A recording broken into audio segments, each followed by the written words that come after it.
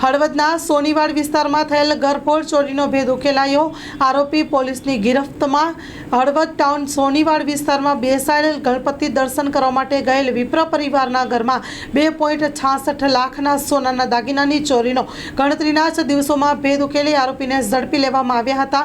હળવદ પોલીસે આરોપી પાસેથી ચોરીમાં ગયેલ તમામ સોનાના દાગીના જપ્ત કરી ધોરણસરની કાર્યવાહી હાથ ધરી હતી। સોનીવાડ વિસ્તારમાં આવેલ રાજેન્દ્ર કુમાર કૃષ્ણ પ્રસાદ દવેના ઘરમાં ગત તારીખ 7 સપ્ટેમ્બરના રોજ ચોરી થઈ હતી, જે પરિવાર સાથે પોતાના વિસ્તારમાં બેસાડેલ ગણપતિ બાપાના દર્શન કરવા માટે ગયા હતા।